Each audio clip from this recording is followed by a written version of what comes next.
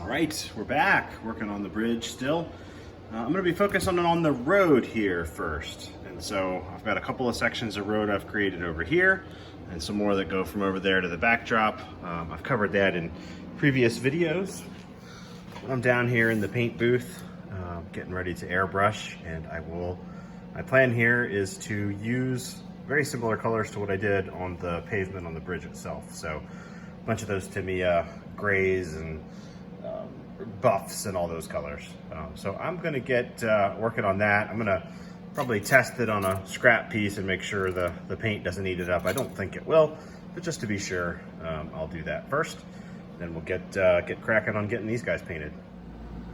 All right, so that is the concrete road, mostly painted. I'm gonna take what I have and glue it down, and then if I have to go over it a little bit to tie things together, I can do that, maybe with a little thin filter coat over the top, just for some continuity between this and the bridge that's already built. So I think it's a pretty close match. I used pretty much the same paints, but yeah. So this is the front piece, and so this is the edge of the layout. Then the bridge would start here, go across, the bridge picks up and ends there, and then the road continues to the curved backdrop. So kind of put them next to each other in such a way that things would match up once I installed it. But I wanted to get it painted down here just because it's more convenient to work just at the workbench than trying to reach up. The scene is fairly deep and it's pretty far back in there, so it was just easier to do. So I'm gonna let that dry for a little while, and then I will glue it down and check back in. All right, well, I've got the concrete glued down, and I think I like the way that looks. So I'm gonna go ahead and move on. There's a couple things I'm working on now. So I want to do the scenery on the embankment itself, kind of all around here, and eventually kind of tie this all in together and work back there. Again, I'm just moving from left to right, just trying to work my way through the area above my workbench. So I'm gonna do some like talus or riprap type of thing there. And Jason, the train freak, pointed out that this bridge looks okay without the center support in there. It's probably technically a little bit long to not have support, but because of the angle it's at, I think I can get away with that, and then I don't have to worry about any clearance issues. I kind of laid the track in here before I knew I was going to put an overpass. I might have spread the tracks out a little wider than what I did. So gonna do a couple things different. I'm not going to use teddy bear fur here. I'm going to use static grass, and I'm going to show that. I'm also working on a couple sort of semi-homemade, semi-scratch built armatures and bushes and stuff. So I'm going to show that real quick. So if I just pan down here, I've been using stuff like this in the past, very sparingly. These are Martin Wellberg bushes, different types. They're wonderful. They're really nice. I've got a couple different colors here, but they don't come cheap. Each pack, there's, what is there, 8 or 10 in here, and it's probably, I don't know, $10, $12 for one of those. Like that, that's pretty expensive. So one of the things I'm working on is sort of just following Boomer Diorama's. I've mentioned him a couple times lately. He does some great scenery stuff, but the little bushes he does out of the Sisal Rope. So that's what I got working down here. And then something I've come up with on my own. In fact, let me just walk over to another part of the layout and I'll show you what I'm working on. All right. So these mats you buy like this. I think they're meant for terrariums. And I was poking around Michael's getting craft paints and stuff for when I was getting ready to do the teddy bear fur. And just kind of wandering around, and these things kind of got my attention. They are Ashland mats. Again, I got them at Michael's. You see the price on there. I actually caught it on a half off sale. So this mat was $7.50. And it's got great texture. It's basically a static grass type thing. I do think I need to tone it down, maybe with some buff color, airbrushed over it, but it's a great start. And I've never seen it used before. It just kind of jumped out at me. But if I kind of separate it a little bit, you can kind of see what that material is, little clumps and stuff. So I want to try to use this, and here's a piece that I've already pulled off. So you can see what it is. It's this, you know, kind of black fiber with whatever. I think with just some airbrush to tone down just how green that is, this could work great as scenery mats. You know, I've used scenery mats before. They're very expensive, but you know, $7.50 for this versus, you know, what would a sill floor mat of this size be? 30 bucks. So we'll see how that works. So I want to incorporate some of this and some of those sisal bushes into the embankment and see how that works, along with some static grass, which I haven't really done that before. So I'm excited to give that a try.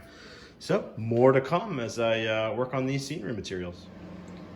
Okay, so there's a lot going on here at the same time. That's close to 100 of those little sisal bushes in flight. They've now had one application of 6.5 mil static grass, and I'll probably do another.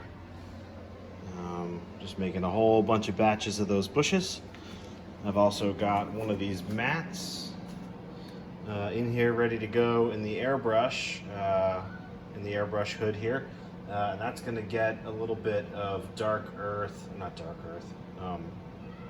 earth. Is it dark earth?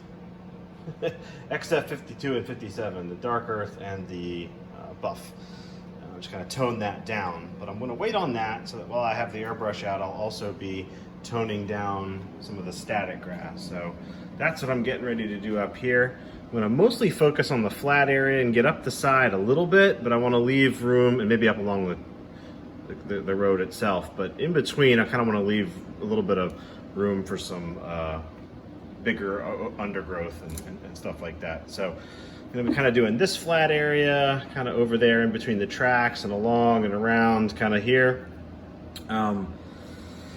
Same thing on this side in the more flat areas here. I'll be doing some static grass there as well. And I'm pretty excited about it because right before the layout move, I picked up this guy. It's been over a year now. I was making lots of progress, and at that time, if I try not to make y'all seasick, as I was completing that section, I was working my way into the yard, which used to be right up against, basically this was 6 or 7 feet closer this way. There's one more section in there that didn't used to be there. But I was working my way around and I was starting to get into the yard, and I had just picked this guy up when it became apparent that I needed to move the layout, and I never was able to use it. So I did pick that up. I did get the power supply with it as well, rather than go off of batteries. I did have one of those fly swatter type applicators before, and I wasn't that pleased with it. It didn't. The real short stuff stood up okay. Anything longer than 4 mil just sort of fell over. So excited to try that. I also didn't have this before, so I've been watching some YouTube videos from these guys, World War Scenics out of Great Britain, and I'm going to try their method here with the basing glue, and then go into some layering with that layering spray that they sell. So here are the colors I'm going to use. I'm going to do 2 mil, kind of this summer, nice green color. It's a very glossy box, but a nice green color base coat. Then I'm going to start fading it down to the sort of the you know, more buff type color, going into the late summer 4 mil. This is toned down a little bit. And then I will be using, sorry for my giant arm there, the 6.5 mil autumn, which has that nice, you know, straw color. So start here in the base glue, and then move to this 4, and then over to the 6.5 and see how that works. So pretty excited to do this. I haven't gotten to do this correctly before. I wasn't excited with my results with the smaller applicator, and I didn't have, you know, I was just using regular white glue. I'm not sure if it's gimmicky or if this stuff really does work. So I'm gonna give it a shot. Their explanation on their review made sense to me as to why their glue is better than just regular white glue. So I'm gonna try it out. I'll let you guys know how it works. All right, so that's just the 2 mil Again, that is Summer from Silflor. 2 mil using the World War Scenic's base cement.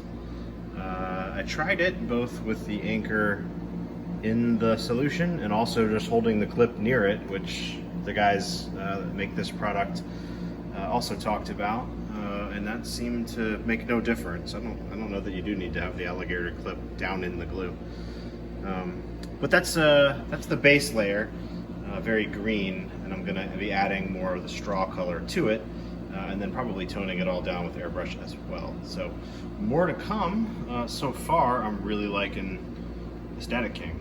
Pretty powerful. Let's have some more fun.